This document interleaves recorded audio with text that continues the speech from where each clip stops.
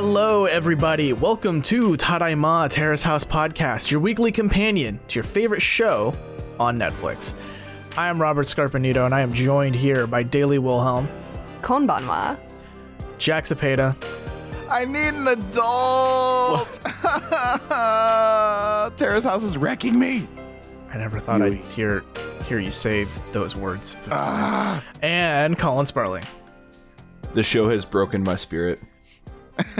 And yeah, this is our retirement episode at this point. This show has apparently broken all of us. That's all you need to know for this episode. Everything we've come to know is a fucking lie.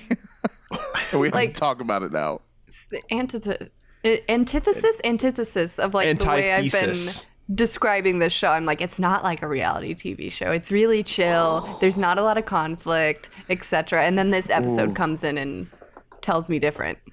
It's way Ladies worse. and gentlemen, welcome to today's Terrace House tea. We have been sold a fucking false product. I demand my money back. Netflix. Where do we start? Yeah, did someone save my receipt? My Netflix receipt. Guys, this week's episode is fucking called No Longer a Virgin. And from the get-go, you're like, something's fucky. That's kind of a spoiler, right? In It's itself, a major spoiler. There's only because one no person one else in the house is this fucking virgin. or at least, publicly, like that kind of spells it all out. You're like, what the fuck? So then I purposely didn't read the description. I was like, we're just gonna play this. We're just gonna watch this because we already came off a huge cliffhanger with the sock incident last episode. So now, like, I'm already waiting to see what happens.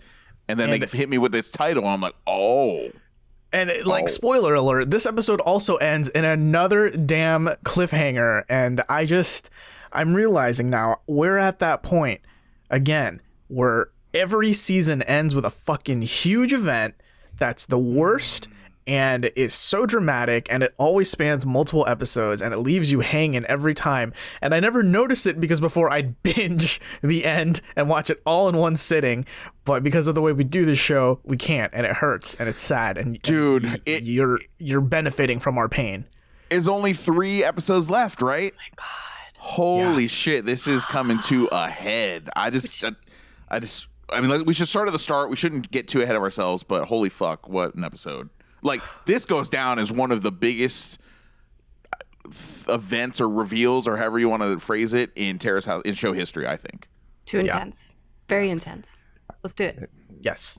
Damn. Man, I've already got to stop myself from making sex jokes, because there were like 2 I really wanted to jump in and make there, Jack, and I was like, nope. I'll stop for now. All right. For now. Well, Robert, wind us back to the beginning. Yes, so we opened with the panel, and I already miss Kenta. He added such a nice, flavorful energy. I was sad he was gone. I was sad. Yeah. I thought he'd be there. I don't know. Well, he only said 1 episode, so I knew he wasn't going to be there, but it was just kind of sad seeing him not there. Yeah. Yeah, he's got baseball boy things to do. Yeah, he's got to pitch balls and hit home runs on his first game. But all of the panelists are like, hey, this is the worst dynamic in Terrace House history. And now in retrospect, I'm like, y'all don't even know. You don't even know. It gets worse. We open with the girls' room, getting right back into the sock incident. No quarter, just fucking right into it. And Yui claims that Arisako wanted to give everyone socks at different times in different locations, to the point where she gave Ayo the socks all the way in Shibuya, which is like 2 hours away. But whatever. Sure. And then Ayo starts talking about the hand-holding incident. And I just want to say, guys, I think we were on the money there. It definitely involved Ayo and Risako. Yeah, but not what I expected. No, not at all. It was basically them. I mean, correct me if this isn't how this boils down, but it's basically them off camera kind of joking, maybe half joking, of like potential drama since they're new to the house. They're like, oh, this would be funny if this happened. You reject me and then we're holding hands or whatever, blah, blah, blah. It's just kind of unsavory though, right? Like to think that our reality, quote unquote, reality show is being orchestrated behind the scenes. That's kind of like where I get the bad taste in my mouth about it. Yeah. And if I had to guess, it sounded like jokes initially that were starting to be taken seriously. Right. Yeah, where it's like, oh, this is our plan, and then it seemed like Io felt that Risako was like pulled the rug out from under him, and it was like, oh no, we were joking the entire time, when it seemed like she was very serious about this was going to be the course of action. Yeah, this entire scene, as soon as we pick up in this room, just everything became so hard to follow, because it just became a sea of he said this, she said this. Oh, well, she said that, yeah, but she didn't really mean this, and this is what she said. Oh, but I heard this. And it's like, oh my God. Like, I seriously had to probably pop an Advil because I had a headache from listening to all this. I mean, to me, Yui already looked like kind of the villain in this exchange because of the way she's like forming these alliances between the two different girls. Like we said earlier, you know, if this ever comes down to a 2-1, she doesn't want to be the one. She wants to make sure she has someone, some crutch to fall back on to support her, so everyone's not coming back on her. And then, you know, like we talked about last week, she goes and pulls Io out, which is nefarious for all kinds of different reasons that we'll get to later. But she goes to get Io to join in the room to back her up and just kind of hammer down Risako. I feel like Risako does not get the benefit of the doubt with anything she does or says. It just seems like she's just automatically accused of, like, you know what I mean? Like the most negative intentions. It's like, maybe we're just understanding what she's saying. Yeah, that's the thing too, is that like she's laughing most of the time. She's like, I never said that. Like at like the sheer ridiculousness of what's being like thrown at her. Yeah, she's definitely that's that sort of laugh, exactly. Yeah, and it was like literally like I felt like it wound up coming down to no one determined that anyone had actually definitely said something, and everyone, when they apologized to each other, it's like, oh, I guess I should have been more clear. Oh, I guess I could have said that in a different way. Oh, I could have. It came down to as if like the wording of something was misunderstood, when I think everyone was very deliberately misunderstanding each other and just trying to paint each other into like these corners. So I want to actually hone in on that too, because I'm putting my money down on this. Like, we all know Yui's the shit stirrer in this whole situation, Habitual. but I think she's also manipulating everyone, because I don't know if you guys have noticed this, but throughout this whole interaction, both in like what happened last week with the sock incident and what's happening now with this hand-holding incident, you know, it's all one big thing. She is the one asking guiding questions. She's the one leading everyone to where she wants them to be. She's the puppet master. She's the Black Widow laying her traps. Yeah, she's like grooming everyone. She's like Iago from God's Shakespeare play. Can't think of it. Anyway, dude kills Iago. his wife. I thought you were talking about Dragon Ball Z or some shit. Yeah, you know, Iago? Super Saiyan Iago. Yeah. That sounds like a guy in Dragon Ball. Is all I'm saying. It's totally, his name is Iago, and it totally sounds like the toucan or parrot or whatever from Aladdin. No, I know there's a Shakespeare play with that character. I don't remember. Yeah, and it's gonna. But it's your fault for bringing him up. I know. Yeah, why are we talking about this? Because he's the character. Like he tells the main character, like, "Oh yeah, your wife's cheating on you," and then he goes and kills his wife because he thinks she's having an affair. Yeah, even though she's not. Yui is ultra scary here. Yeah, she's in full effect. Yeah. She's holding all the cards. She's holding cards people don't even know are part of the game either, which we get into later. It's the fact that she stays so calm during the entire thing. And like scary. And the way she phrases things, she's like, oh, I guess because of that, I thought this and da-da-da. Well, like, people are getting really emotional around her. Like, we know that she can show emotion, but it's just like, you're too used to this kind of environment, I feel like. For sure. She proved herself to be a pathological liar because she can look Risako in the eyes and say, we just don't think you're being yourself on Terrace House.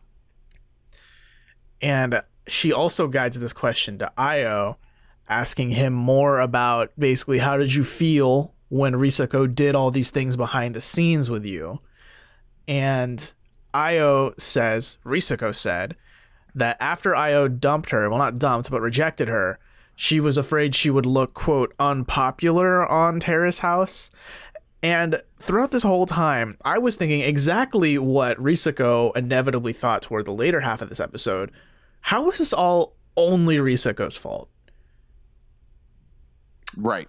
Yeah. It's not. It doesn't make any sense. Well, yeah, and plus, like, I don't even know if she would have been like because the events, if you really think about it, the timeline doesn't really it doesn't really seem right, because all this they're accusing her of stuff that all of it that happened towards the beginning of her time at Terrace House when she first got there, and so they're like holding on to it and bringing it up. Right. Yeah. Months later. That's what I'm saying. So it doesn't make it. Well, yeah, that old of a current, like, just bring up that so much later is already a red flag. But the fact that all of it, like, she was just now getting settled into Terrace House, do you really think she would have developed some sort of diabolical strategy within her first week of being there? Like, you know? Yui? No, Risako. Risako. Right, I know, but I'm making the joke like Yui, baby. Right. Yeah. And I mean, some of the accusations, like, that she was afraid of, like, being, like, unpopular or seeming unpopular, that felt very, like, dare I say, like, thought police. It's like, yeah, you're on a show. That's okay to be concerned about the way that you're appearing on it, Yui. Yeah. Like, seriously. you know that more than anyone. Yeah, you worry about it more than anyone, yeah. Yeah. But Holy shit. this entire situation ends pretty unresolved in that night, and we just kind of dejectedly cut to the intro with the fucking upbeat music, and it just feels wrong and empty and soulless, and I'm dead inside. Maya just basically says, well, I guess we all said everything. Yeah. Shoulder shrug. Yeah. And we cut back to the backyard with Io and Yui, and Io's smoking around her. That's fine, sure, whatever. A pipe like fucking Hugh Hefner and shit. Right. And they go to watch a movie at a gazebo that I guess has always been there, and we've never seen it. At least I don't remember seeing it. No, it's the first time, I think. Weird. And, yeah, they watch a movie, AirPods and all, and Io's being super pushy. He's like, "Hey, come over here and snuggle up with me." And Yui's like, "No, that's okay. My mom said to say no to strangers." See, I'm gonna disagree. I don't think he's being pushy based on later information. At the time, though, Right. It he's seems being like- pushy. Yeah. What we know now gives an entirely different perspective of what's going on Yes. between. Yeah. And you know what? I don't think it's worth us waiting until the end to reveal the information. I think it makes more sense for us to just fucking talk about I guess so, because because we can't not know it now. Like fucking massive spoilers here, duh. But Well, go ahead, no Robert. shit. It's the whole episode. Yes. Yeah, but Drop the bomb. so yeah, hey, Yui and Io boned.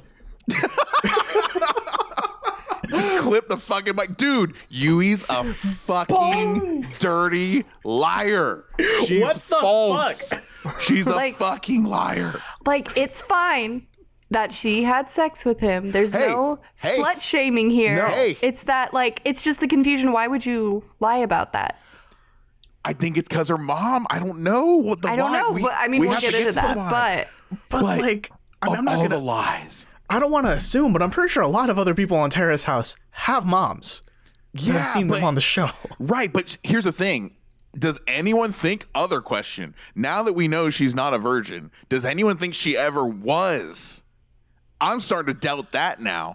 I don't think there's no lie that's not big enough for Yui at this phase. Yeah, but like based on that, Man. like that directly affects a lot of things. Like she was poking her finger in the chest of everyone else in the fucking house. Fuck yeah, she's When fucking she was the holier one than thou and that, shit. yeah, she was holding down the biggest lie of them all, and So she was just trying self-righteous. to, she was trying to save face in front of the camera when she was accusing everyone else of doing the same fucking thing. Fucking hypocrite. Fucking Mayu called her shit out long time ago.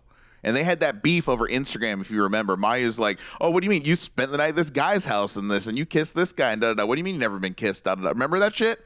Like months ago? Well, wasn't I it don't know only about that she got pictures of Yui holding hands with a guy? Not as far as There was a lot of general accusations being slung at each other, but it was essentially like Yui is holding back what she's not being genuine on the show was the main theme. You're going to say, Daly? Yeah, maybe I have a hot take here. Like, I definitely think that the lie about this shakes up a lot of things because things were already shooken up with Risako, and especially. But I think it was okay for her to lie, at least when she was like talking with Masao. Like, she doesn't have to say that. She doesn't have to admit that. That's her business. no. So I agree. No, I think yeah. it's totally fine for her to not admit any of that. That's fine with me. What I take umbrage with is how she can fucking jam her self-righteousness down Risiko's throat of, oh, you're doing something off camera? How dare you? You're supposed to be holding back. Literally days. That's the biggest. Literally issue. days after she went black. Is she coming back? That's a secondary question here. We'll find out. But literally hours after she hooks up with Io, she's holding this shit over Risiko's head.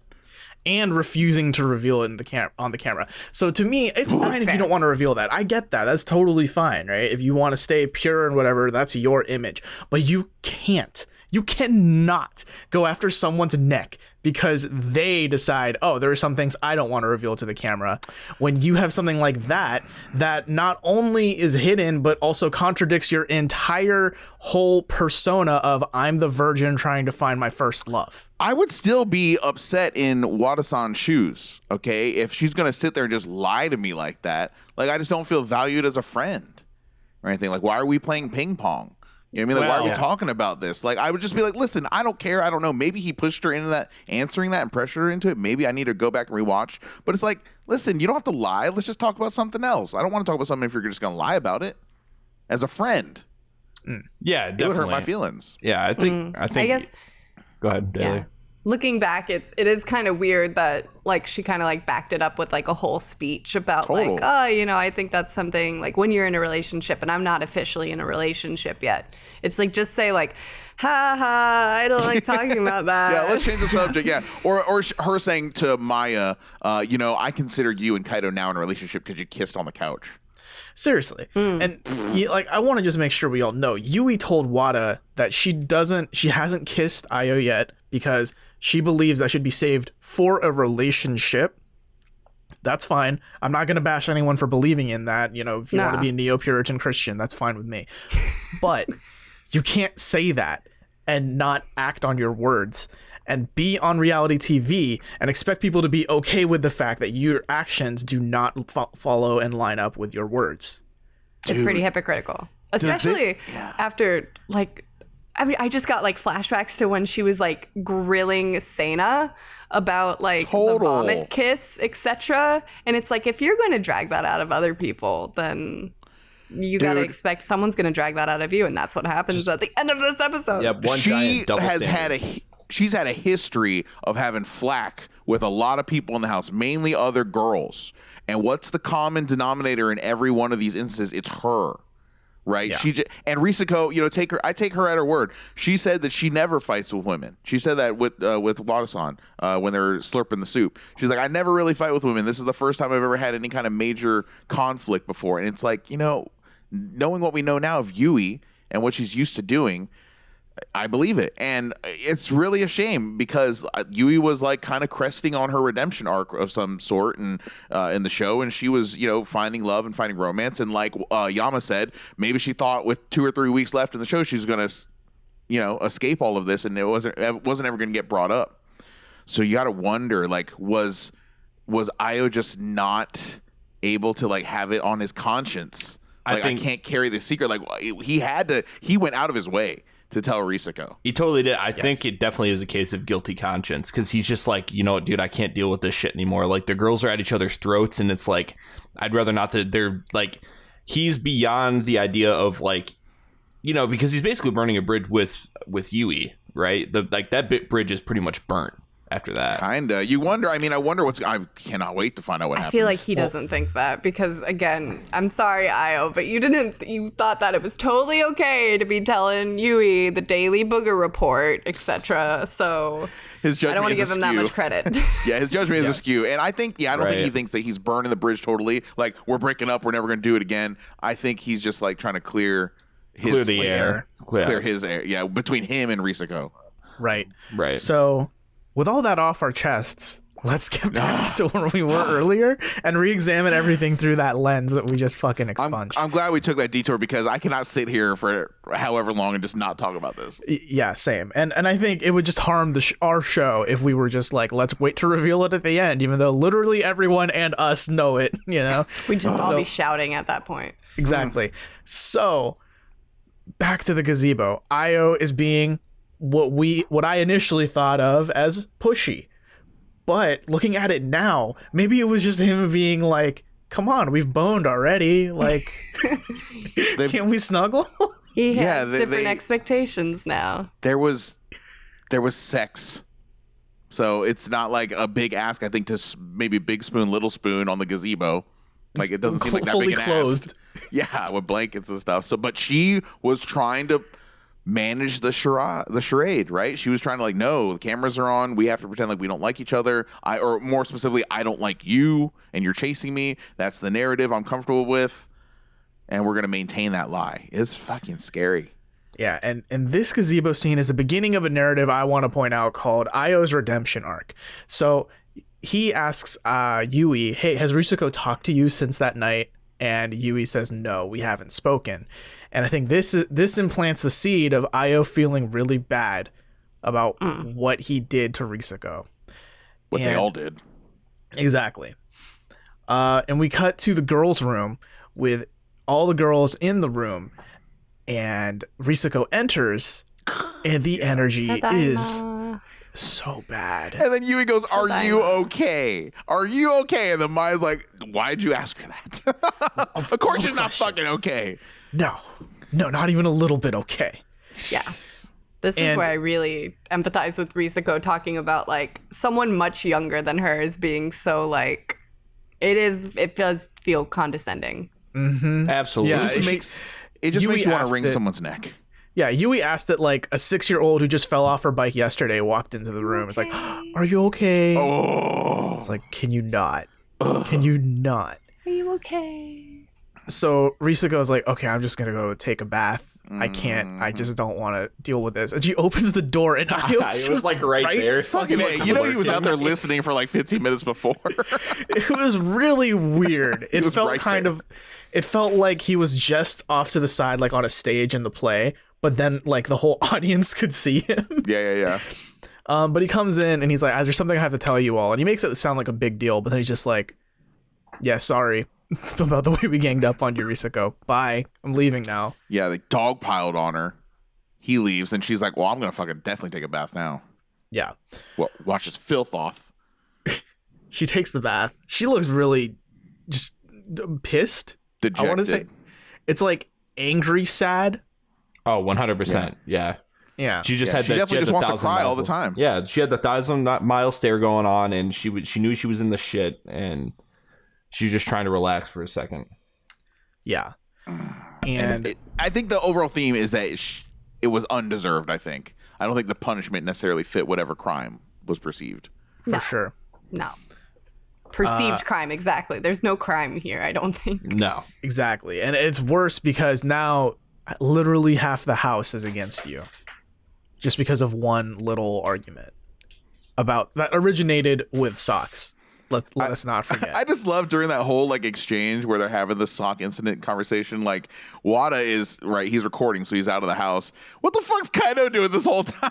He's like the only person. Like no one gives a fuck. No one's asking. Dude. He's just out somewhere like not working. We don't see him until like 3/4 into the episode. I thought about this. Like, what the fuck is Kaido doing anymore? He's just chasing Honestly, Maya. I respect him though, because I respect him for not getting into the fuck thick of yeah! it. He like dodged that bullet, dude. Like in the Matrix. Like good on him. Yeah, for sure. He's like, yeah. Because Maya didn't do what Yui did. He's like, oh, I'm gonna go get Kaido. Yeah, Kaido just wanted to do a skateboard thing. He just wanted to go out there and hit some rails, fam. Those sick pipes. Bam. I Man. applaud him for staying out of that because Maya could have easily went and did what Yui did and went and pulled him into the room like, oh, I need my emotional support here because I can't handle this, this conflict on my own. So I'm glad that didn't happen to him. He was notably absent from that conversation. Yeah. Good for him. This would otherwise be a house-wide problem. But Kaito's just really conveniently out of the picture for this one. Yeah. Really conveniently, like, that's where I would want to be. I would want to be like, oh, I guess this is happening. That sucks. The moral of the story, don't buy anyone fucking socks. That's my takeaway.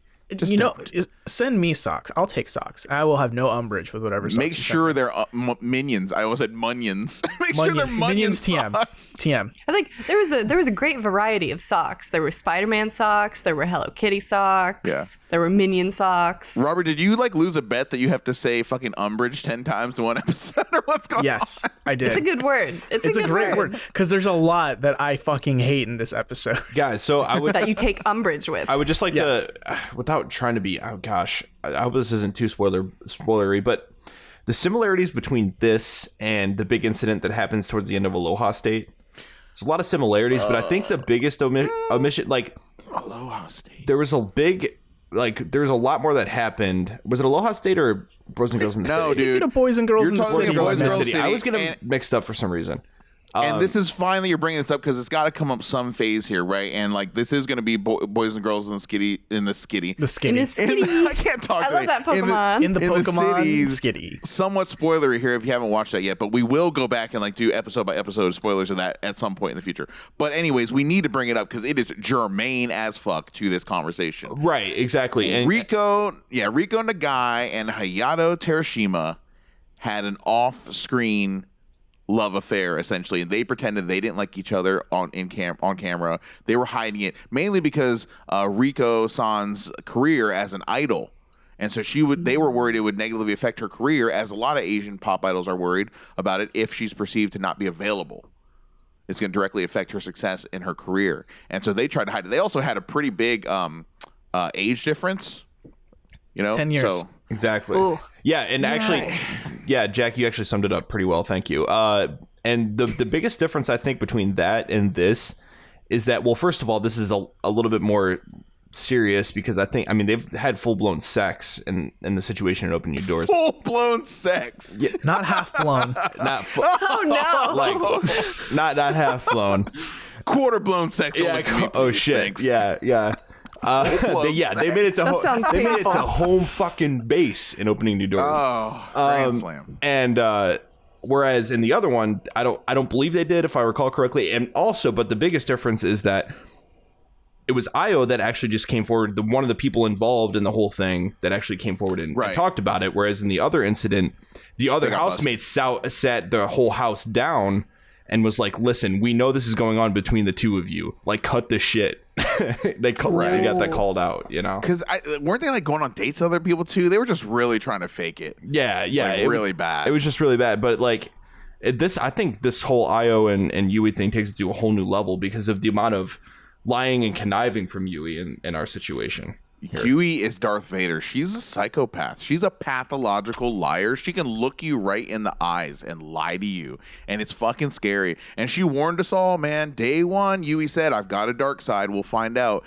And it came up. And then I kind of felt like she learned. We all thought she kind of grew and learned after watching herself on the show.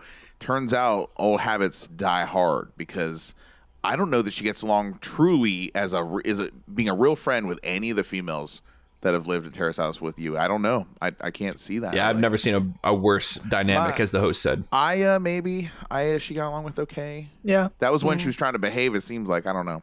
Yeah. I just hate it because the reason I don't like reality TV shows because it reinforces that really stupid stereotype that girls are super catty and they can't get along and they're at each other's throats constantly. Sure. So for this dynamic to be happening on what I think is otherwise a very pure show is just really disheartening. Yeah. But it makes me really wonder what Yui's home is like her home life is because is this the way she has to survive at home? I thought it was her mom and her older brother or younger brother. I don't know. And it's I don't mean to sound like a grandpa, but I'm just disappointed. I'm just disappointed in you. I'm not mad. I'm disappointed. I'm just really disappointed. I mean, I thought, I don't know. I thought more of her. You just deliberately disobeyed me. To bring it back, though, to that whole catty girl stereotype thing, what I do want to point out is at least with this scenario in Terrace House, it's not trying to portray all the girls are catty, all of them are bad, all of them perpetuating this. I mean, at least we as a group here are getting this idea of, this is kind of all Yui. Yeah. Yeah, exactly. And this is a big exception too. It's not we get terrible dynamics between the girls like this all the time. It's the reason why it's so shocking this time is because it's not just the girls, it's everybody. I mean, there's that's the fun of the show is that people get along, there's people that really don't get along. Yeah.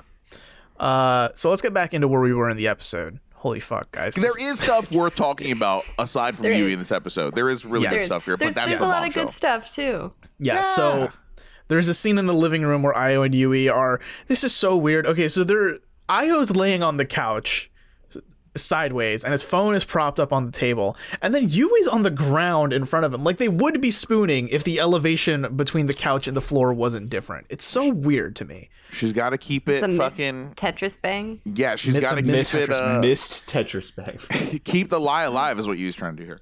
Yeah, and they're watching the movie and Risako just walks in, bath done, and just like, hey Io, can we fucking talk for a minute? And this is where she says to Io that she's disappointed that he made it look like the hand-holding thing was all Risako's fault, not like Io had nothing to do with it. He didn't take any blame. And she even says, and I quote, that he's being unfair as a person and a man. Oh, she called his manhood into question. Damn. Yeah, and you know what? Like, he fucking deserved that shit. But wow, like, she called him out. Like, definitely the cameras were rolling. That was very purposeful. But I mean, hey, he knows what he did. He can't even argue with her, and he doesn't. Yeah. Yeah, I hated like, he was like the most slouched possible, and he was like, so desu ne. So he says, translated, I wasn't thinking at the time. I apologize if it came off that way. But his entire demeanor was very nonplussed. He was just like, oh, yeah, I guess that happened. I guess that's what it kind of looked like, huh? Sorry that you were offended. Yeah. It's like he doesn't even know like how much he's being manipulated, but he got just fucking totally what's the word? I guess manipulated is the only word by Yui, by her leveraging, the fact that they had been physical recently, and then him getting pulled in the room just to back her up. Like hopefully he's realized that. Maybe that's why he spoke up to Risako later. Maybe. Here's what I want to propose. I think this is arc 2. This is step 2 in Io's redemption arc, where maybe in the moment this didn't at all sink in with him, but I think it's very important that Risako did this, because I'm willing to bet this encounter stuck with him for however long it was between that encounter and when he reveals to Risako, hey, this is what I did. Totally. Yeah, because as soon as she said, like, I'm calling you out as not only a person, but as a man, right? That's no one wants to hear that. Right. That's like driving the fucking stake in, and that's gonna hit some strings, man. Yeah, and she has a right to do it. Like, they were the closest out of anyone at first when they first moved in, and I think that they still had like a really good friendship. So it's like, yeah, she should be disappointed in him. Yeah, I agree with that. Totally. We cut to the panel, and they're about as dumbstruck as we are. They're like, man, playing telephone really sucks. That's basically what this entire thing is. And I want to take this moment to point out that, do you guys remember at the beginning of the sock incident when it was just Maya and Risako in the room, and they were both like, okay, but let's not let this devolve into a he said, she said. And they were both like, yeah, I agree. That's really dumb. Like, that would just not help us at all. And it's exactly what it is. Enter Yui. It's exactly what it became. Anyway. There it is, man. Play stupid games, win stupid prizes. Same. You cut to the kitchen, and here Yui and Masao are together, and Masao, like, he just came back from Darare recording session, and he's eating food, and he asks Yui, hey, so did anything happen while I was gone? Yeah. And she made a face like, oh fuck, yes it did. And she's like, something. Like, you can call it something. A thing. Maybe. Man, that was sad though. Yeah, man, it was. I was like, oh no. Our Wada-san, he doesn't even know. He doesn't know what he's walking into, and then he just basically he's asking like, is Risako home? Richako. I think he actually says. Risako, okay. And I think he calls her Richako. Yeah, he goes up to the girls' room, and Risako's on the floor kind of resting. She's got a headache. Got a mask on. Yeah, and Masao walks in, and he's like, hey, I wanted to ask you to a glass-blowing date. And I'm like, of all the date, come on. Bad timing, not his fault, though. Well, no, I mean, like, you're bringing up images of soda, man. I know you don't know, but come on. Soda never asked her though on a glass blowing date, though, right? To be fair. True. Yeah. He only asked Maya. I just see the Kurosawa the tourist board hammering on the phones of the producer Terrace, like, hey. You gonna go to this glass blowing place or not? We need glass blowing. We told you about this. We need this on the show. You got 3 weeks. Hurry up, make it happen. Squeeze it in there somehow. Yeah, get someone else to ask someone else. Yeah, but so he asks her, hey, do you want to go on this date? And she's like, yeah, sure. Like, we can figure out a time. But then she kind of starts breaking down a bit and starts telling him about all the shit that happened. All the what Yui just calls something that happened while Masao was gone. Yep. And it kind of leads to Risako being like, hey, I need a change of pace. Let's go get some soba so I'm not here.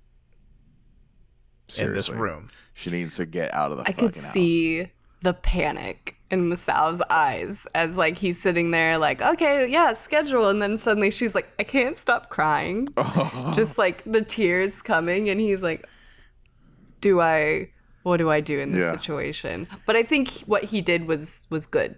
I think it was the ideal thing that could have happened. He didn't try to be super weird white knight where it's I got you, I'll protect you. No, solve the problem. Nothing physical at all. It was just hey, let's get out of the house. Yeah. Yeah, I think it was perfect. He didn't try and solve her problems either, which is smart. Right. He read the room and he's like, listen, right now I'm going to try and be a friend. Let's go get soba. Yeah, he was totally perfect for this. Yes. Easily he came out on top. Totally. With his whole exchange. Hey. Gross. So they go to Asama Okina, and it's just they go to Asama Awesome. Okina, where they have some soba, and when they make the cut, they make it sound like Risako told him everything off camera, or at least they cut that part out. So the understanding here is that Masao understands what happened. A lot of it, and she's just reiterating the part of the difficulty of it is just hearing all these kind of berating observations coming from people that are just so much younger than her. It's just hard to take. Yui's just hard to fucking deal with, man, because she's so self-righteous. It's like living with your mom who hates you. It seems like. Oh God. Yeah, Flowers in the Attic type shit. Watch that movie. Yikes. Nah. But what's worse too is that she's hypocritical. She's not just self-righteous, but she doesn't practice what she preaches. Oh yes, cherry on it just top. makes her. It makes her so hard to root for. No, impossible. I would argue. Yeah. But the energy starts kind of fizzling out a little. You can tell. I mean, Risako is crying again in she needs a tissue. Restaurant. Yeah, she's dabbing her eyes and she's looking away from the camera and from Masao. And then the food comes and it looks delicious. Yo. And Masao just says the right thing. Let's eat. Yeah. It's so simple, but it turned the entire scene around. And I know they played some annoying ass music that makes you think, oh yeah, everything's peachy and happy. I and like all the music. now, but sure. But to me, it feels like a cheap cue. But you can tell just the way that whole scene is shot and edited and how all the people are doing on the camera. Risako's doing infinitely better. It's exactly what she needed. That entire scene, this episode had me literally yelling many times, but this time I was yelling oh my God, they're sharing food, they're joking around. He's have any of my tempura, and then she's do you want a fish ball, and they trade food, and it's just it's where I want to see their relationship going. Even if they don't wind up being together, it was just really validating to see them having a really good time together. Totally. She complimented his slurping sounds, which kudos to that. Very well mannered, Wada-san. Very well mannered. But it was the first time maybe where I could see, there's some chemistry here. It's possible they could end up dating, which is what I ultimately want. And that's not necessarily how I felt after the waterfall date with the shitty selfie. But this is all turning around. Man, Wada's coming through in the clutch. And I do not get the sense at all that he's sensing a vulnerability and for him swooping in. He's not acting like that at all. And that's a very easy trap for someone who's so infatuated with someone to fall into. Yes. So I give him credit for not doing that. And even Masao's cheesiness kind of works in his favor here at the end. Because at the end of the little soba date, he's she's laughing and he says, "Smiles look great on you." And that was nice. It didn't come off as that whole oh, you should smile more.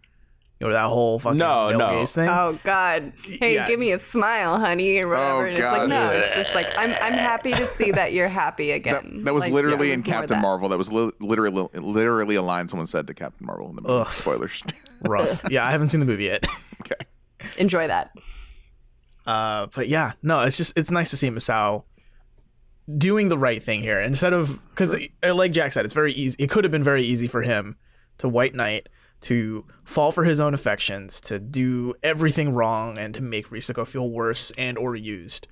I didn't do it, man. He won some points with me. Totally. 100%. Yeah. And I think he won points with Risako. My gut's telling me. We'll see, though. Hopefully, fingers crossed. Also, that restaurant looked amazing. Just put that out there. Dude, yes. I was like, I'm going to ramen now. Now I'm going to ramen. We're going to go slurp some soup. Hot pot. Let's do it. Gonna slurp it all up. We get 2 quick scenes here. We get to the kitchen where Yui reveals, hey, I got the job. Yay, yatta. And she gives Io a high five, and Io's like, hey, she touched me. And I'm like, fuck you. We know she touched you. No, we don't know this yet. No, but we know now. Yeah. And here's the thing, too. She just started another job. Like, lady, no matter what you say, everyone at your job knows you're in Terrace House. They're going to watch these episodes. Like, your brand is damaged now, even though you started a new job. Like, you really painted yourself into a fucked up corner, and no one's to blame really but her. So I can't feel bad for her at all.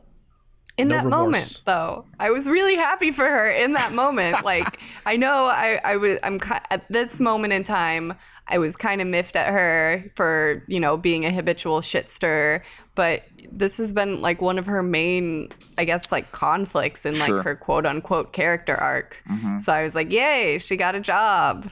That's probably where she wants to be at the end of Terrace House. So I felt relief. Like, okay, that has been resolved. Like, she met her goal. So good for her. Because she had to overcome that, right? Because she had a job offer before from a dream job, and she turned it down because of comments on the show. So I guess there's something to be said about, you know, going beyond that, and something to be said about not listening to negative comments all the time and not letting them stifle your career.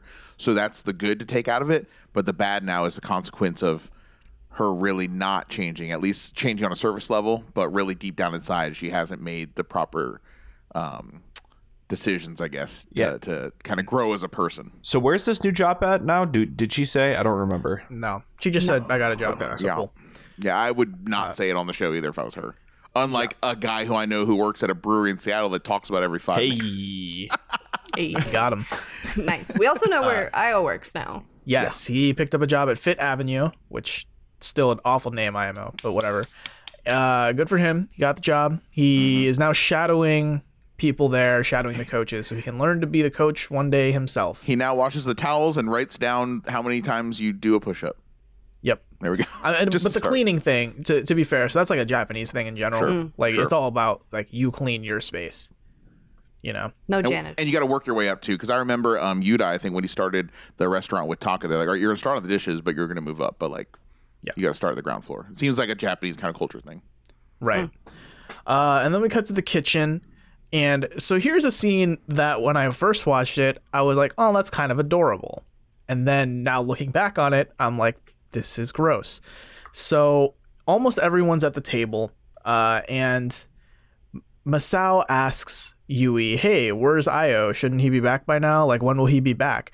And then everyone else looks to Yui to answer the question. And that made me think initially, oh, they're basically a couple. Like, everyone expects her to like know where he is, and she's the go-to when Io isn't there if you need Io. I thought that was adorable. Mm-hmm. Yeah. But now looking back on just the hypocrisy of it all, I'm just thinking, this sucks. Everything now, looking back, like I fully intend on rewatching this season or this whole opening doors at some point, which will probably be like the 3rd or 4th time I've seen every episode at that stage. But everything now has the taint of this lie attached to it when it comes to Yui. It really changes everything you think you know about her. It's such a... I'm struggling to think of another reality show where you find something out about someone so profound so late in the game. It's kind of like one of those movies like Usual Suspects, where you find, it has that twist. You're like, oh, fuck, it makes you totally change the way you watch the show going forward. It really is that significant.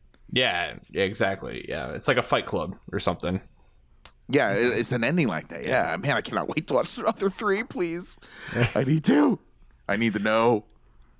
And I also want to point out, this is the first scene, I'm pretty sure, we see Kaito in this episode. Yeah. It is also the last scene we see Kaito in this entire He's episode. staying out of the drama. He's staying in his lane. He's being a good boy. Staying in his lane.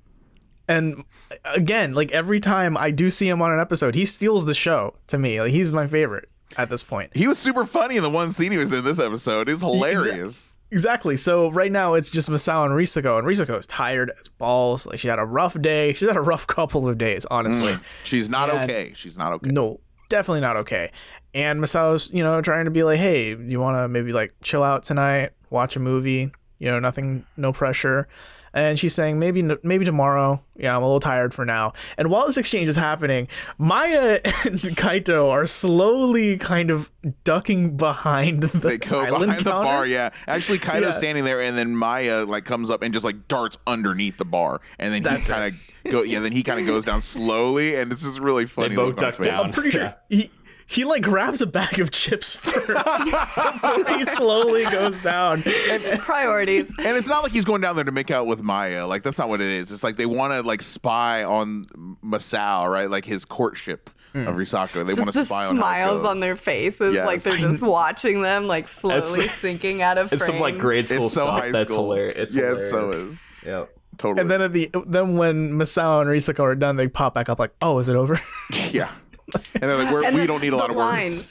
That's the line, and it's like we work with few words or whatever, and it's like he's got those lines, man. He does have the one-liners, like, does love need a reason? Yeah, we need to compile like some of Masao's great Wisdom of epithets. Masao. Yes. It's also Ooh, stuff I that like you this. put on those like cheap Valentines you'd buy at the pharmacy. I would buy a bunch of cheap Valentines if they had Masao quotes on them. Does love need a reason is perfect. Sold. Right? I love that. Sold. New But song. also at the end of this scene, we get Kaito asking Maya, hey, let's go to the beach after my hand heals, which prompts the question, what the fuck happened to your hand, dude? Like, I mean, what? Yeah, it's right. It's he was just He playing. is a skater boy. Yeah, He said, see you fell. later, hand. They here's the thing about skating, like you fall like more than you don't fall. Oh, yeah. Typically, even like quote unquote pros, they fall a fuckload. And if you scrape your skin on the grip tape on your board, like, you're screwed. That pulls skin. Oh yeah, it's sandpaper. That grip tape is Do you sandpaper. skateboard, Robert? How do you know about this? No, but I hung out with a lot of skaters in high school Really? and middle school. Yeah, Okay. You had long hair. I did. See, I know a thing or two, guys. I don't think skateboarding is just about pipes.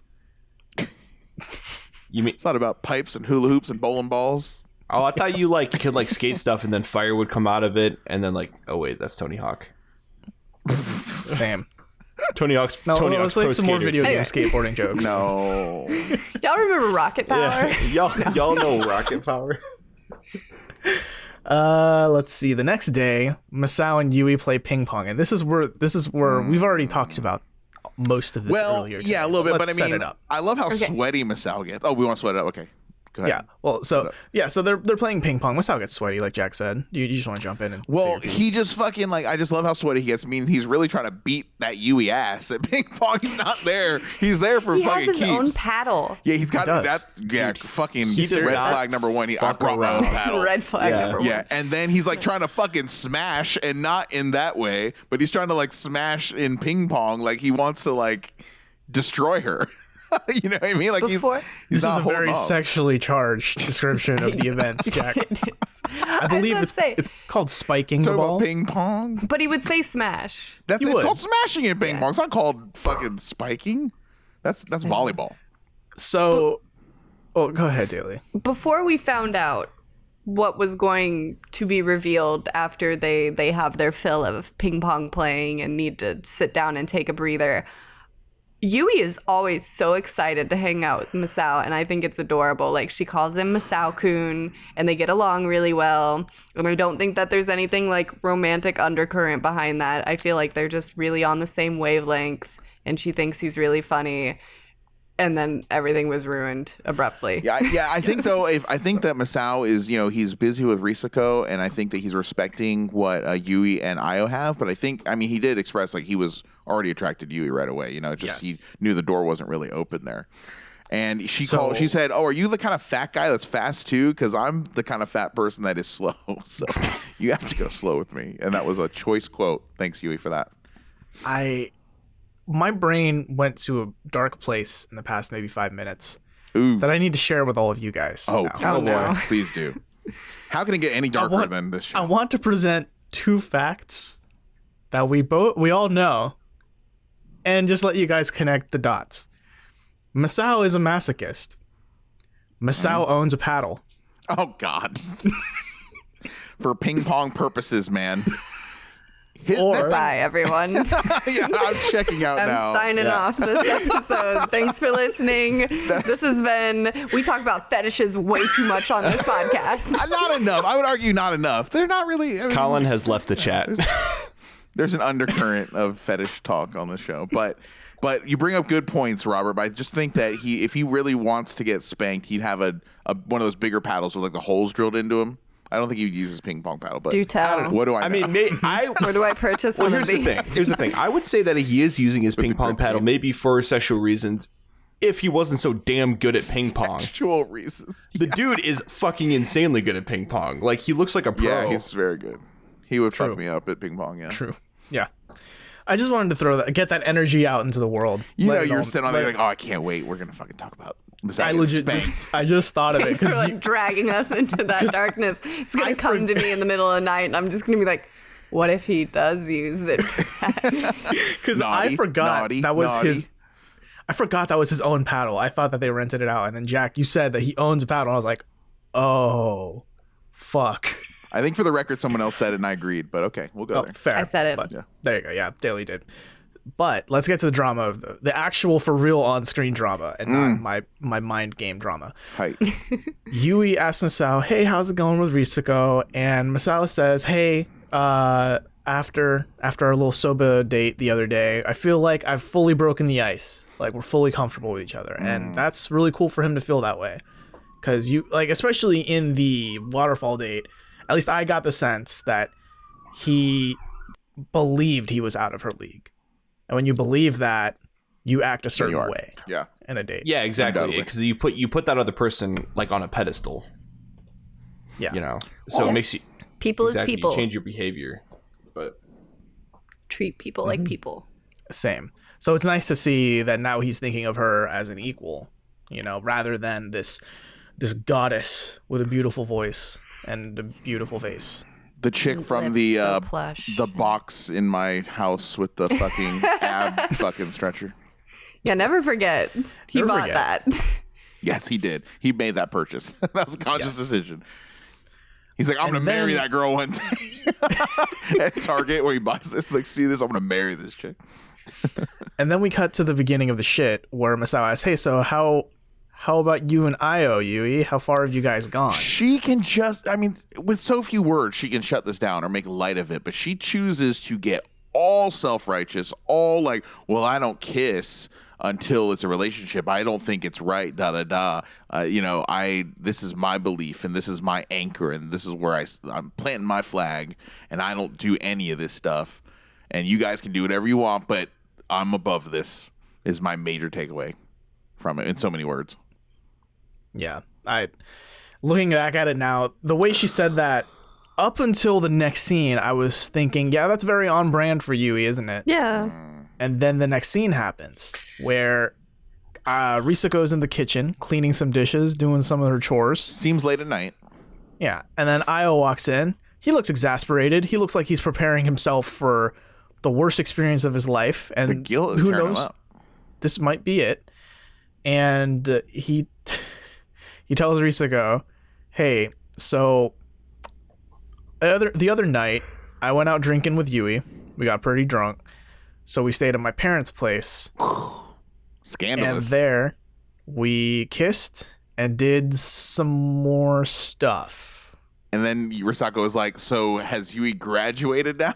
Some term like that. And he's like, you could say that. Do we think, hold on, this fair question. Do we think Io is exaggerating? Or do we think he really knows what the words he's using is being perceived correctly? I think so, because I don't think he's going to shovel more shit onto this by lying about her losing her V card.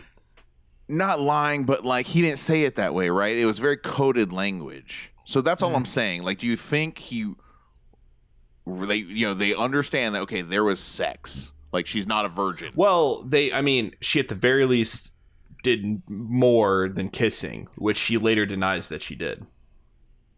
So either way, they've gone farther than kissing. Yeah. I think that's a good baseline we can agree on. Yeah. Okay. Yeah, we can't quite say she isn't a virgin. The graduated line implies a lot, but it implies it all, I think. And also look at the name of the episode too. Like, it's definitely, we're being set up to believe she is not a virgin, and I still wonder if she ever was. Fair. That's true. But yeah, it is, I guess, worth noting, not to get too blue, but there is a lot between kissing and graduating. There's a lot that can happen between that. A lot of studying going on. Especially in the sense that, she had supposedly not done anything except for like one kiss that she didn't enjoy previously. Gosh, what a prude. Same. No shaming. No slut shaming, no prude shaming, guys. It's not that. It's the reason why I'm saying that is because the way she would address everyone else about it. It's not. I don't care if she never kissed anybody. I don't care. It's just the way I feel like she shamed other people about what they did. I don't know. Just my own perception. That's fair. Yeah, I think like we were saying earlier in this episode, it's not necessarily that she's being prudish. That's fine. I think there is a place in the world for people who save everything for marriage, et cetera, et cetera. Do it. But to quote unquote believe that and then chastise others for not doing that, one, that's already annoying. Like, don't push your beliefs on other people. We don't push it on you. Don't push it on us. But then to not practice it is like, you're the worst kind of human being. Yeah, seriously. Yeah. We well covered. Double standard. Hypocrisy is the eighth sin, the eighth deadly sin. I feel so stupid now for not seeing this coming from Yui. She fooled me really bad. I mean, really bad. She fooled us all. I mean, I would have bet money. She pulled her bangs over her eyes and just wool over her eyes. She did get a haircut, and I don't think we've ever mentioned that. Maybe what if this is Yui's evil twin? No, everything's just been. No. This is fucking Yui. And here's the thing too that's scary, right? We mentioned earlier in Boys and Girls of the City, this happened between Riko and Hayato, and fucking go back and look at Riko and Nagai, Nagai. Sorry, and they look totally related. The haircut, the face shape, everything. Her and Yui look like they're on the same fucking branch of the family tree. They look like sisters. It's creepy. Conspiracy. Weird. Terrace House conspiracy. This is Riko. Dude, they look similar, very similar. So we cut to the panel, and this may be my favorite shot ever of the panel, just from a visual composition standpoint, where all of them, even the guys on the ground, kind of shape up, get on their knees, and they're all cross-armed. It's like, did we watch? What did we just watch? Yeah, it's shock, man. I mean, as a fan of the show that's been watching every episode that's on Netflix in North America, like, this is a first to have the long con get played out. I'm not to say this is the first time people have been not themselves on the show, but this was a long con, man. I felt super deceived by this. I mean, we're talking about like months and months and months worth of episodes. Opening new doors has been going on. Like, I remember last Christmas, right? They've been doing this longer than a year, and it's just still shocking. Even as we talk about it now, I still am like, wow, what great TV. So, for me, Yes. I don't feel as deceived for that long, only because this is a lie that's only been perpetuated for about a week in the house. This can't go all the way back to when Aya was still in the house. No, I'm talking about the lie that Yui's a virgin, or the lie that Yui, I guess, is, I don't know, Yui's lie overall, her overall arc. I just feel like I don't believe anything she says. Okay, so you're pretty hard in the camp that you think she was never a virgin. I'm wondering. I think it's definitely within doubt. I think that here's the thing. I don't think I believe anything about Yui. I think she's just one of those people that can look you in the eye and lie to you. Is that even her real name? Jack, who hurt you? Who hurt you? Yeah. This is like, I really don't believe much of what Yui says. I think her credit is in the fucking. I mean, she has below 300 credit. Yikes. adulting. This is a part where Yama calls Yui a clever idiot. that she tried to get away with this. She only had 3 weeks left. He's been calling her a dummy for a while too. Oh yeah, for weeks and weeks. And so this last scene, so a little peek behind the curtains here. Whenever I take a lot of notes for these episodes, and I always, whenever the scene changes, I make a bracket and say, hey, like, this is the place and these are the people involved in the scene to kind of, keep me on track. For this one, the location, all I wrote for it was, oh, fuck.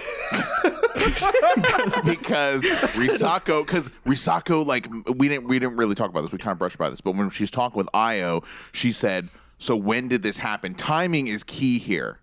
Because Risako's been crying about this exchange for a while, it seems like now. And it's been bothering her for a while. She goes, when did this happen? He's like, right before we talked to you, right before we confronted you. And she goes, so Yui was doing this off camera before that conversation, when she was holding my feet to the fucking fire, taking me to task for doing shit off camera. This is when this happened. Like, she made it clear, and man, she held it together. She's like, I see.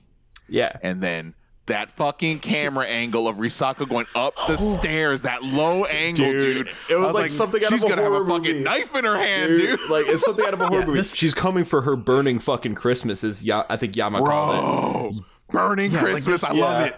This whole set of scenes, we get the shot of Yui sleeping, that low angle of Risako climbing up the stairs, a closer shot of Yui sleeping. Like, this is horror movie 101. Man, I couldn't wait, dude. I could not wait. This was like this immediate. We're like, taking care dude, of this she's right on now. a fucking tear, and I would be too. I would be on a fucking tear. But they're very reserved still. I mean, we don't know what happens in the next coming scene yet. But like, the thing about Japanese culture too that I find very interesting is that you always, in every exchange, no matter what, you want to try and stay and remain calm as possible, because in that culture, as I understand it, the first person to lose their temper and get angry, even if they're wrong, they're perceived to lose that debate or that argument if you lose your temper and get mad. So I was very much looking forward to what happened when Risako woke her up at 1:30 in the morning.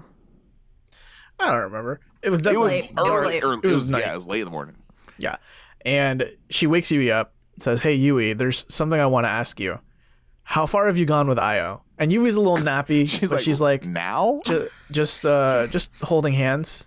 No, wait, before that, I thought it was very, very poignant that she said, Io-san? Like, don't get formal with me here. Like, Mr. Io? Io? That's essentially like being like, oh, like, guy? Our mutual friend Io. I guess I know Io. You know that guy I had intercourse with? Okay. And Risako just blows the load off everything. She just says, I heard everything from Io. And all Yui can say is, soul. Dude, soul. r/watch people die inside. Fucking A. I cannot wait. The episode ends. And then ka-chunk. Frozen. There you go. And we're all probably going to watch this next episode as soon as we can. It's been torture since we watched the episode, and we've had to wait till we can record. I know. In Discord, we all were like, oh, fuck. Oh my God. Because we try, and also for you guys that are listening to the show, like, we try not to discuss pretty much the episode at all until we start recording, because we want to we'll preserve like our actual, reactions to this. So yeah, we're taking it's a unique way of watching Terrace House this way. I wish we could just binge it, but I think it makes this show better. I hope. I don't know. Let us know if we're wrong. Yeah. I mean, because like knowing the Yui revelation totally changed the dynamic for the rest of this episode. The rest of the season. For the rest of the show. I mean, yeah, definitely the rest of the season, but just like the way like we went through this episode, knowing something that big was on the horizon changed the way that we perceived everything else that was happening. Yeah. So please appreciate that we're watching this episode by episode, keeping it fresh. Yeah, we want to. Yeah, it is hard. Like we want to like again just have like authentic reactions to everything we're talking about. We don't want to like discuss anything that happens on the show knowing what's going to happen next episode or 2 or 3 episodes down the road. So we really don't know. So we might sound dumb, and that's why. And also we're dumb. Yeah, also that too. I wonder how this is going to change for Terrace House's future. You know what I mean? So, because like I wonder if people that are going to be on the show in the future that have watched the show, right? They see something like this go down.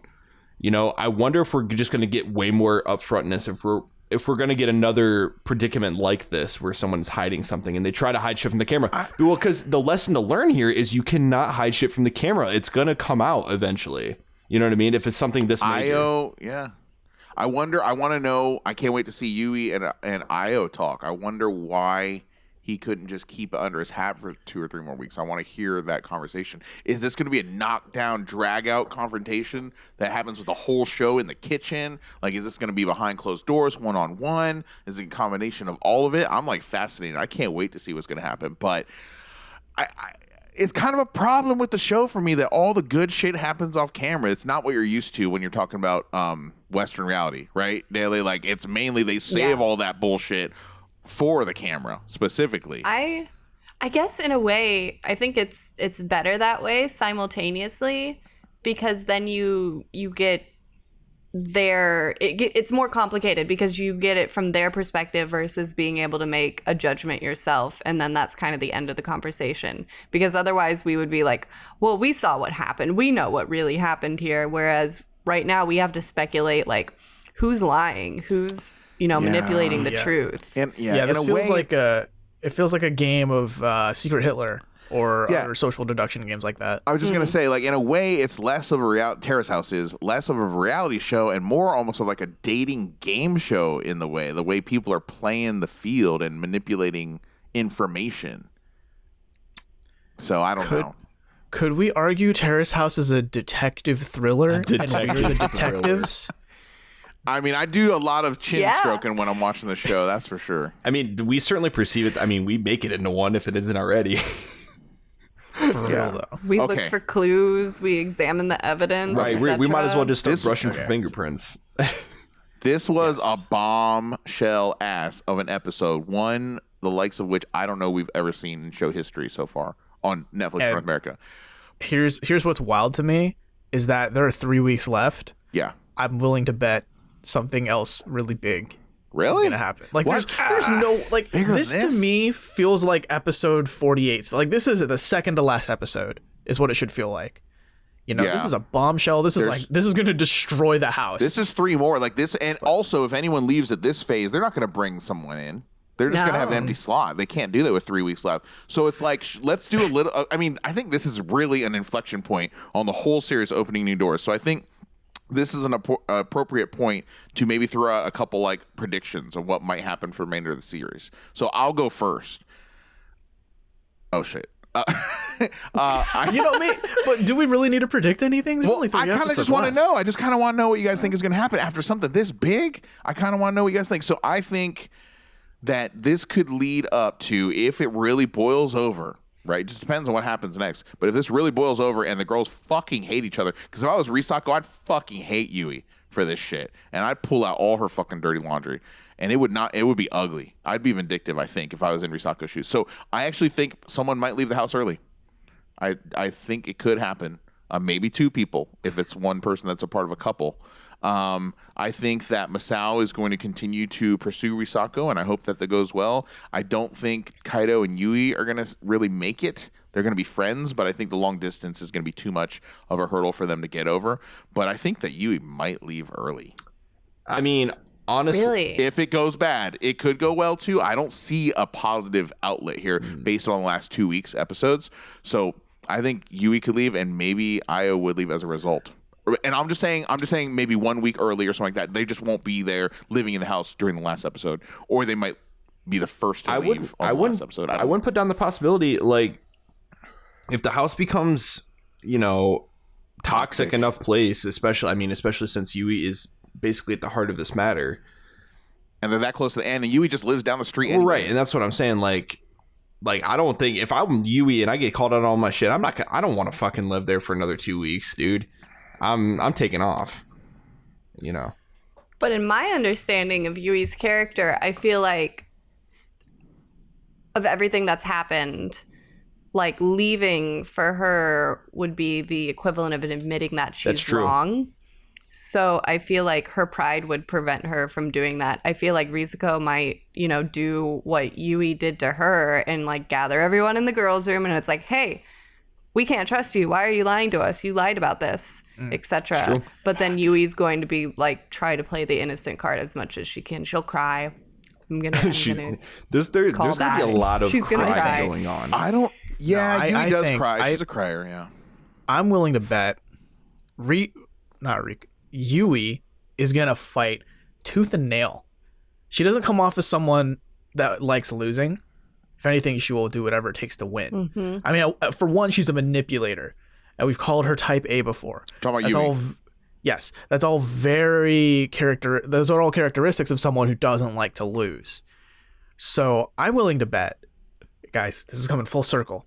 I'm pretty sure almost every episode before this, one of us has said Yui's such a mom. And traditionally, who do you trust the most in the house? The mom. You think she's going to play the mom card? No, I think she's going to play the I know everyone's dirty laundry, do not fuck with me or get out of the house. You think she's going to fucking nuclear fucking scorched earth the fucking house and all her relationships? If there's anyone who can, I bet it's well, she literally knows their dirty laundry. I'll tell you who poops in their underwear. Well, because at this point, though, there is a strong possibility that Yui could be backed into a corner. You know what I mean? I mean, she pretty much is at this point, right? Like, and it you know, if you corner a fucking rabid dog, it's gonna lash out. Like, you know what I mean? So, I cannot wait. Oh shit! I'm gonna watch this. I'm gonna watch the shit out of this episode. Yeah, I say let's stop with the predictions because we're just gonna watch it and find out all our predictions are wrong. I got it. Scratch the itch. So, okay, let's go. Let's wrap up this episode. Hey, let us know in the comments below or on Facebook at Tadaima Clan. What would you do if you find out your friend has been lying to you for the past week and has just been a hypocrite and chastising you for doing something similar? Would you be pissed? Because probably. Probably. Yeah, let us know. Or if that's happened to you in the past, let us know. We'd love to hear your story. Have you ever lied about being a virgin? Yeah, tell us about your lied virginity. Let's start a subreddit on that. Yeah. Hey, Colin, do you want to tell the people about the lovely contest? Man, so I can fuck it up? Great. Oh, yeah. So, fuck it up, guys, son. And Jack will help me out if I need help. But, guys, we have a contest going on. So, if you go on to our lovely iTunes page for this lovely podcast and leave us a great review, you are entered into a contest to possibly win a really nice prize. Jack, you'll have to jog my memory on what the prize is. It's $100 Amazon gift card. That's the prize. So the prize is, and we're 100 smackaroonies. Yeah, on Amazon. Yeah, on Amazon. Yeah, and we're gonna get, pick a winner at the end of April, and leave a review on iTunes, 5 stars, please, thank you, or Podbean if you have a Android phone. TerraceHousePodcast.com. Yeah, do it. Yes, and we need some reviews. Help us spread the word. Help us spread the love. We're trying to grow this community. We love the community so far. We love all the feedback we've been getting. And let's blow this show up. Let's see how big we can get. Yeah, share the drama of, hey, there's this girl who said she's a virgin and she isn't a virgin on TV. Share that drama with your friends and then share our show with them. This is worse than that one chick on that one reality show that faked Australian accent. The Bachelor. That was The Bachelor. This is worse than that. She didn't last very long. This is way worse than that. Yes. Because she's not like, fuck all you people that aren't really Australian. I'm Australian. You know, she wasn't like all high and mighty on her horse. Like, you Americans. Yeah, you fucking non-Australians. Yeah, okay. Yeah, and this is just to say, too, for the contest, if you've already left an iTunes review, if you've already subscribed to us on Podbean, thumbed up on Podbean, you're in the running. Yep. Do not worry. You're good to go. You're good to go. G2G. Same. If you have any questions, comments, concerns, theories, any virginities you think we missed on this episode, let us know by emailing us at questions@terracehousepodcast.com. We will be back, unfortunately, next Tuesday to finish up whatever the hell this is. I don't even know anymore. We'll be back with week 47. Yeah. Stay tuned. And it's going to be wild. This has been Tadaima. Thanks for listening. Itekimasu.